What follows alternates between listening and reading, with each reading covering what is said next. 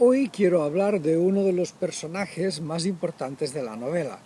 Es un personaje secundario, pero tiene una gran importancia. Es el cura que hay en el pueblo de Don Quijote, ese pueblo de cuyo nombre no quiere acordarse.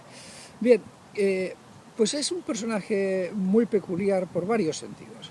Uno, no se le ve actuar como sacerdote, nunca, excepto al final de la novela, cuando Don Quijote ya se está muriendo, se confiesa con este sacerdote. Es la única vez en que debemos ejecutar su actividad sacerdotal.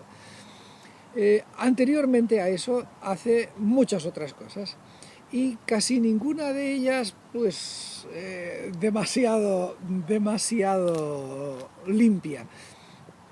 Es el que organiza la quema de los libros de Don Quijote, es el que trata de dificultar con toda clase de embrollos a la misión de Don Quijote, que curiosamente, si la misión de Don Quijote, loco o cuerdo, como sea, pero si su misión es buscar la justicia, que sea precisamente un sacerdote quien más se opone a su misión, pues es muy curioso, muy significativo. O sea, Cervantes está lanzando aquí una crítica realmente fuerte contra el clero. Es decir, cuál es el papel que tiene el clero con respecto a la justicia en el mundo. Bien, después vamos a ver algunas cosas más. Hay mucha riqueza de detalles, pero ahora voy a centrarme en el papel del cura como el hombre que se pone a investigar la biblioteca de Don Quijote y a condenar la mayor parte de los libros que había allí adentro. Y efectivamente esto aparece en los primeros capítulos del libro, y el cura es el que le pide las llaves a la familia de Don Quijote, a la sobrina, y entra dentro de la biblioteca y ahí junto con el barbero pues deciden que hay que quemar la mayoría de los libros. Bueno, aquí hay también otro mensaje muy importante, es decir, y es un mensaje fuerte, y es una denuncia de algo que sucedía ordinariamente en la España de aquellos siglos, durante muchísimo tiempo. Y el clero tenía un control muy fuerte, muy firme, sobre el conocimiento intelectual. Al final, nuestro pensamiento es la elaboración personal de cada uno de la información y de los criterios que ha ido aprendiendo. Los aprendes en muchos lugares, en la escuela, en la universidad, en las conversaciones, con los mayores, con los amigos, con todos. Y también, en una gran medida, esta fuente de criterios y de ideas la tienes en las lecturas. De tal forma que quien controla las lecturas controla en buena parte tu pensamiento. Esto la Iglesia lo ha tenido muy claro siempre, y por eso ha tenido un enorme cuidado y una enorme ambición de tener las llaves de esta fuente de conocimiento. Esto realmente por decir así, es una enorme injusticia, y es posiblemente una de las mayores fuentes de injusticia y de abusos que puede haber, porque claro, al controlar el pensamiento, pues estás controlando demasiadas cosas, y esto hace a la Iglesia, al clero, directamente responsables de las cosas que suceden en una determinada sociedad que ha sido tan controlada como la española. Son directamente responsables. Ya que menciono el tema de los libros, me gustaría también aportar que a lo largo de este episodio de la destrucción de libros hay algunas pistas, especialmente una, y Cervantes es muy cuidadoso con las palabras porque sabe que realmente está jugando con fuego y se está jugando la vida literalmente con lo que dice. Entonces, en algún momento dice así: tal era la gana que las dos tenían de la muerte de aquellos inocentes.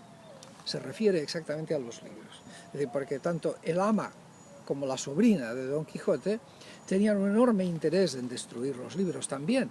Claro, que ellas por otras razones.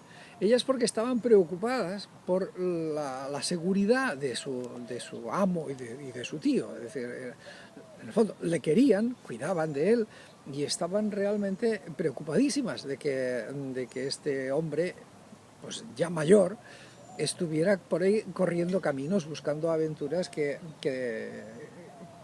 terminaban mal, que terminaban con Don Quijote apaleado. Entonces estas mujeres le tenían realmente odio a esos libros que habían infectado la mente del pobre Don Quijote. Y por esto decía que ellas eran las que tenían más ganas de quemar a los libros, ¿no? Pero aquí Cervantes les llama inocentes. Ojo. Esto es muy interesante. Y en otra ocasión también la sobrina habla de estos libros de la biblioteca de Don Quijote como descomulgados, excomulgados. Hombre, obviamente es una exageración porque nadie excomulga un libro, los que son objeto de excomunión son las personas que leen esos libros. Mira, a mí esto me da que pensar, es decir, por un lado, y a pesar de todas las cosas que se dicen sobre la biblioteca de Quijote, que dice el propio Cervantes, que a mí me parecen que son una cortina de humo y que son como una especie de confirmación de la excusa de que todo esto no es más que una crítica a los libros de caballerías, yo creo que el mensaje, parte de la clave secreta de Don Quijote es que los libros de caballerías no eran tales, sino que eran libros que ya existían en su época, escritos por autores humanistas del Renacimiento, como por ejemplo Erasmo de Rotterdam, que estaban haciendo críticas muy serias y muy profundas a las instituciones sociales de su tiempo y a la organización social de su tiempo. Esta clase de literatura sí podía generar en las personas el deseo de la justicia y el deseo de emprender causas transformadoras de la sociedad. Y yo creo que los libros que de alguna forma dice que volvieron loco a Don Quijote, es decir, que le metieron la obsesión por la justicia, son exactamente esos y no los libros de caballerías. Porque vamos a ver, los libros de caballerías eran libros de fantasía, de ficción, como hoy podrían ser los libros de Harry Potter. Es decir, pensar que alguien pueda volverse loco y que esta locura conduzca a algo sensato por leer las novelas de Harry Potter no tiene sentido. No tiene sentido alguno tampoco que un hombre inteligente como Cervantes, que estaba sufriendo muchas injusticias y un hombre que vivía en la pobreza, no tiene ningún sentido que a este hombre le importara un rábano toda la literatura caballeresca a la que se supone que estaba criticando. Que además, por cierto, ya esa literatura caballeresca había pasado de moda, ya no era lo que había sido años atrás. Por lo tanto, cuando Don Quijote, perdón, mejor dicho, cuando Cervantes habla de los libros de caballerías, está hablando en clave de una literatura especialmente subversiva para su tiempo, que esta fue la que de alguna forma transformó el pensamiento de Don Quijote y convirtió ese pensamiento en acción.